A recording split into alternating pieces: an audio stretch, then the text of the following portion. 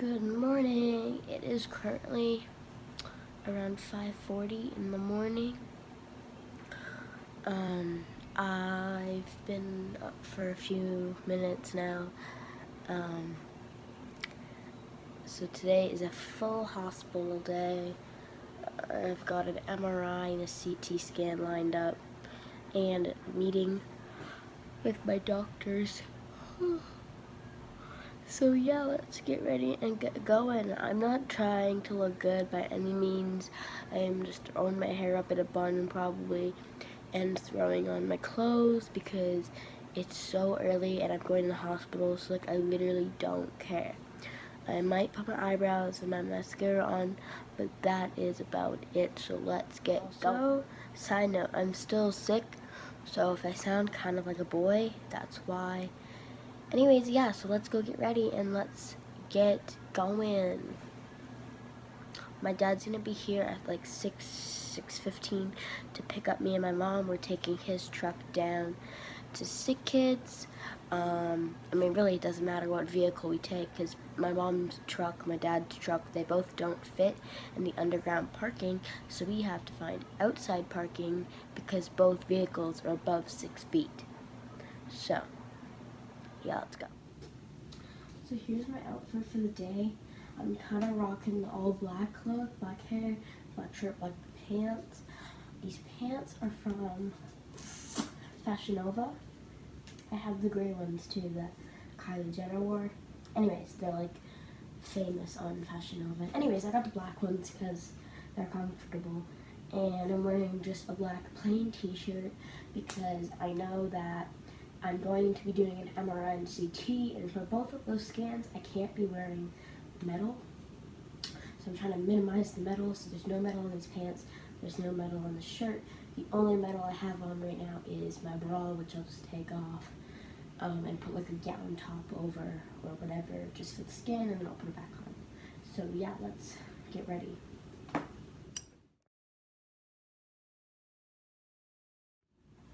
So I put my eyebrows on, I put my mascara on. Anyways, and if you look, my skin has been breaking out like crazy, especially around my eyes and like on my eyes and like down here, and it's really making me very angry. And I don't know if it's something I'm using on my face or like what, but it's really pissing me off. And like my skin is already like, it's super oily right here, super dry everywhere else. Like my skin is super sensitive. Like, oh my god, my skin hates me. Anyways, the point of this was, please do not mind that my skin looks like crap, okay? It could also be because I'm stressed. I know my mom is more prone to breakouts when she's stressed. Like right now, she's breaking out because she's stressed.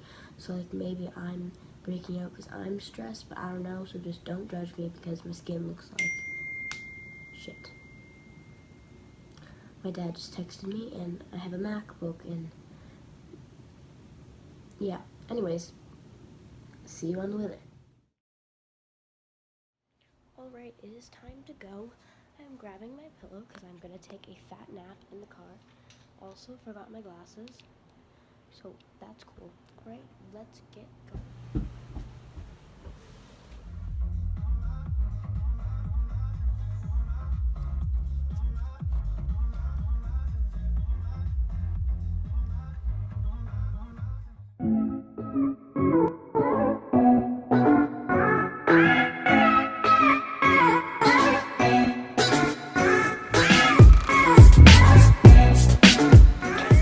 Okay, so we are at the hospital, and it is currently like 7:40.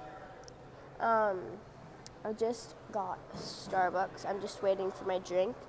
I got a pumpkin spice latte because it's pumpkin spice season. And then my CT scan is at 8:30, so we're probably going to head up to floor number 2 to the diagnostic imaging area and get my CT done. And then I don't know what we're going to do after that. I have my MRI at like 11:30, so yeah.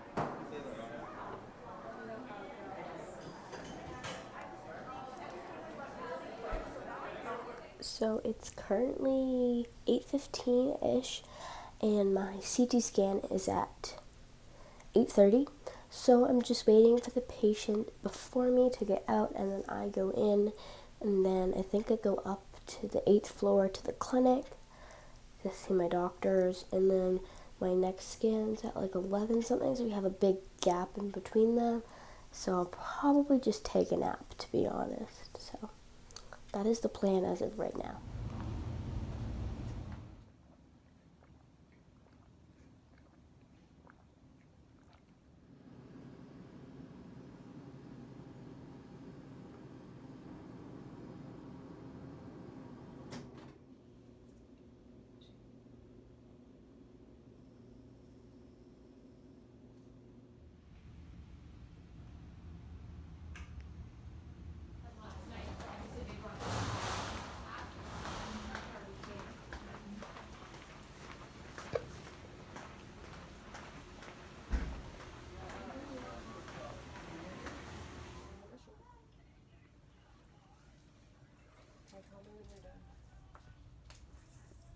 So we did the MRI. I just came out of the MRI. I got changed. I had a very high dose of Ativan, which is a sedative. So I'm still kind of loopy and like a little bit woozy when I walk, but other than that, I'm fine. And now I don't know what's next actually. So.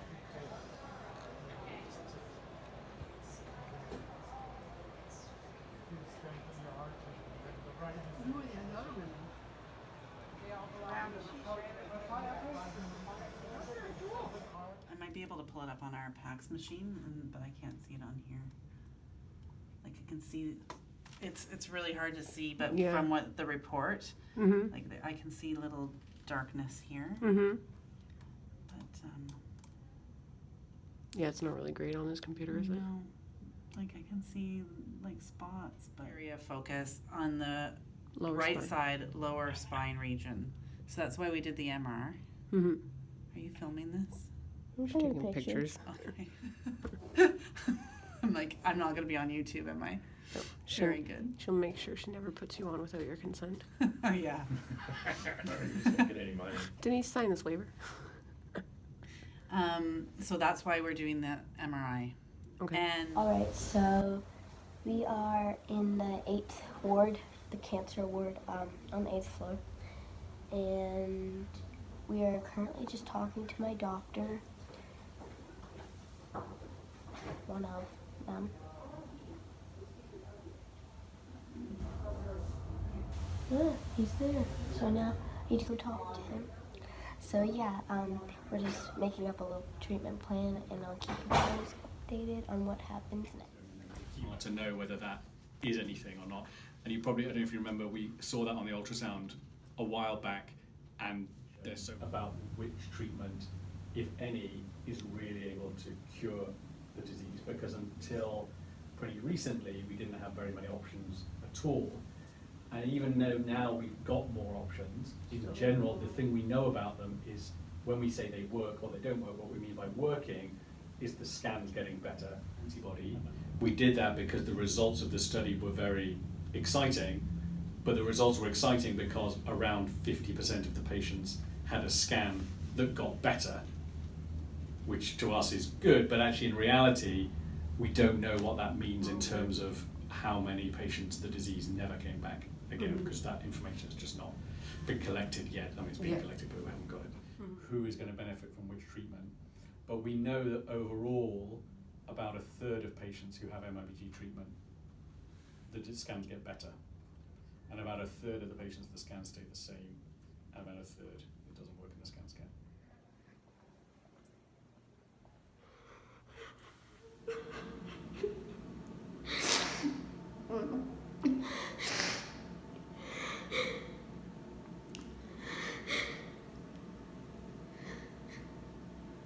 Why me? Like, why do I have to be? Why do I have to go through this? Like, nobody should have to ever go through this.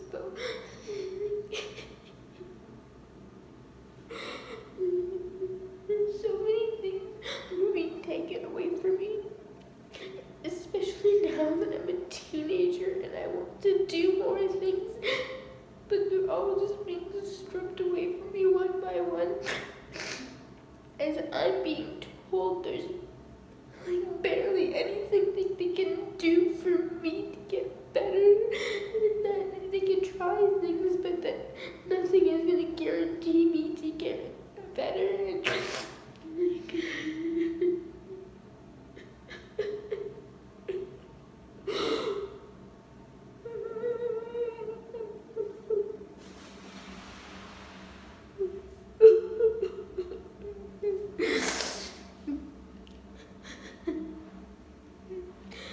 I just want you guys to know that my channel is gonna show all the bad and sad parts of being a kid with cancer, and all the gruesome parts, and any of the tiny, tiny, tiny happy parts, because I want the public to be more open, eyes open to what it's really like. So that's like my aim with these vlogs, and my channel is to kind of educate people that don't have a daily life like mine. For the past 6 years, it's been constant hospital visits and tests and bruises and for needles on my arms, on my hands. Like weeks on end in the hospital getting treatment that feels like I'm dying. That's how painful it is. Like, people just think that when you have cancer, you'll go sit in a hospital, you'll have chemo and you'll be fine, you'll lose your hair, but it'll grow back. It's not like that at all. Like, it is not like that at all. There's so much more that goes on. So after my mental breakdown, I cried with my mom for a little bit, and then we came down to the bottom, and we're gonna go home now. I just am getting Starbucks, and then we are going home because I just want to go home and cry and just play Fortnite because season 6 came out, and I just want to play it, and I want to cry, and I want to eat, and I just want to go home. So that is the plan as of right now, and I'll fill you guys in on the full plan that I'm not even 100% sure of at this point when I get home.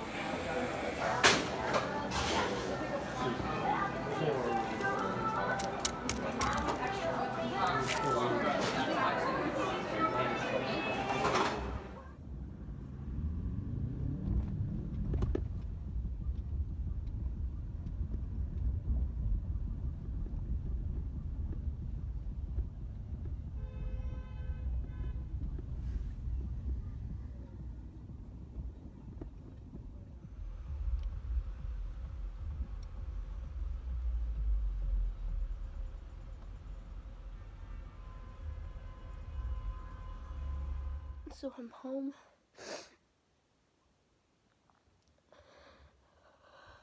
I got home and I threw up. Hi, Diesel. And I don't know why, but it could have been the stress and the car sickness. Anyways, I don't know. I think I'm just feeling really overwhelmed and scared. And like the ride on the way home, I have car sickness, so that probably is part of it. But I think just everything all together is just making me really, really sick and want to puke my brains out. So that's not fun. I'm just kind of laying down right now. I have no energy to do anything, and I don't want to. I just want to sit here and cry. This vlog will probably be uploaded later tonight or tomorrow if I get the energy. But who knows? Here comes my dog to interrupt. Diesel. Hi, baby. So yeah. Hey guys. It is a little bit later now. It's about 11:30. I did have I guess I fell asleep, but I woke up, so I was like, I guess I'll film like kind of the outro of the vlog. And so now that I'm not crying and throwing up like crazy, going into the meeting with my doctors, it was just really sad because there's neuroblastoma is really aggressive, but it's also really rare. And every time it comes back different. It's a very special type of cancer. So every time it comes back, every time I relapse, I come back, it's still neuroblastoma, but with added or taken away like DNA and genes and like mutations. So it's never always the same. It's always going to be different in some sort of way. So we did the CT scan in the morning, and that went fine. Other than me falling, I was crying in the CT scan because I had to pee so badly. I thought my bladder was going to burst. And then I waited a little bit, and then I went right down to MRI. I kept my IV in because I knew they were going to want to do, as you can see, it's bruised. I knew they were going to want to do contrast for the MRI, so I kept the IV in. And then after the MRI, which went fine, I took my Ativan, and it was all good. I was still kind of loopy for about an hour and a half-ish after my MRI, so my dad wheelchaired me around. We went and got some crackers because I was feeling really nauseous, and then we went up to the 8th floor to talk to my doctors. So we get in there, right, and I was laying down because I wasn't feeling good and whatever, and then I went to the other room, which you saw already. There's like a little conference room right beside the room that we were in. So I went in there and told you guys kind of what was happening at the moment. And then I went back in because my doctor came. So he said that there isn't a lot they can do that will work. There is things they can do, but with small chances that each of them will work.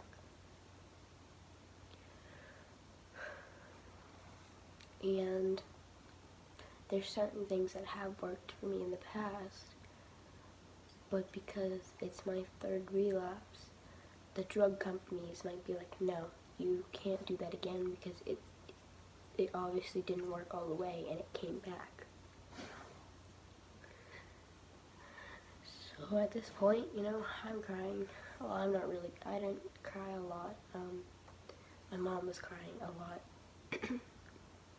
and I wanted to cry because she was crying, but I didn't.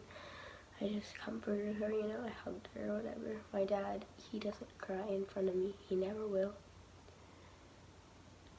I know the day he would cry, but we're not going to talk about that because that's never going to happen.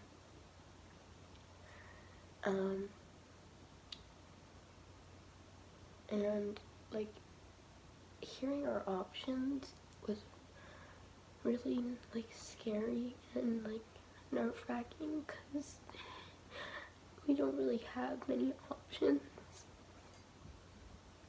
At least options that are actually going to do something. So we do not have a set plan as to how to get rid of it. We're kind of just going with the flow and hoping that it works.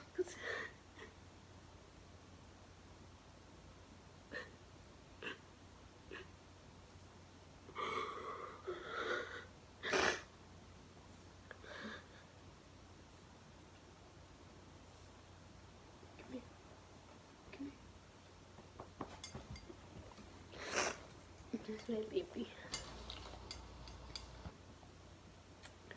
He knows Mommy's sad. But yeah, so hearing all our options and stuff was really upsetting because, I want to get rid of it. I don't want it to come back again. I don't want to live my life with it. I can't go to school. And like, it's gonna be really hard to get a job if I always feel like shit from treatment.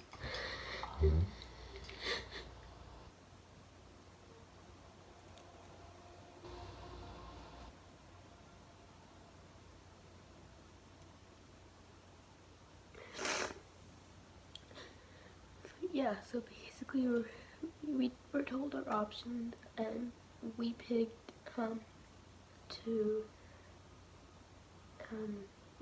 my doctor to start setting up MIBG therapy, which we've never done it before. It's the one thing we haven't done because it's not a cure. It stops the cancer from growing anymore. You know, it doesn't necessarily kill it. It just kind of stops it, so it doesn't grow. It just sits there.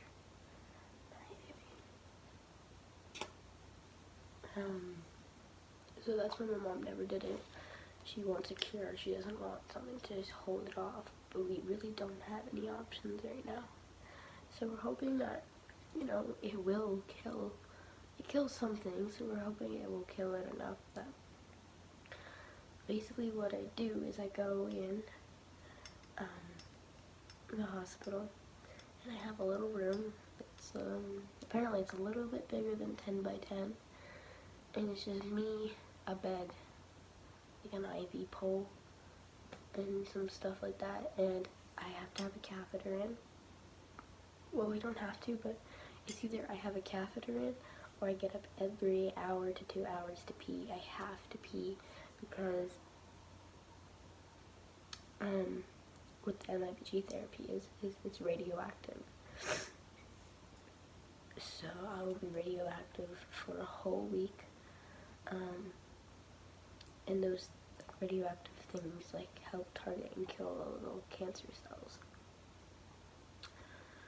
So my parents can't be in the room with me. They can be on the outside of a glass door. So it's really hard for me because, like, I won't be able to have my mom and my dad with me right by my side.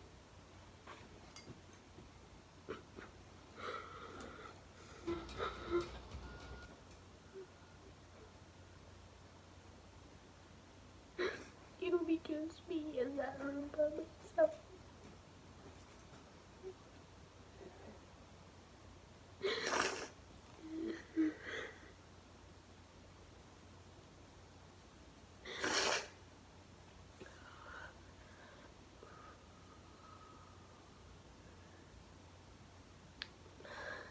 And then after that, it's about 5 days to 7 days. And then I get out, and then I have to be home, and I have to have my own bathroom and stuff, because I can't share a bathroom or a bed or anything with anyone, because for 2 weeks after, I'm still kind of radioactive, so no school, which doesn't matter, because I'm not going anyways.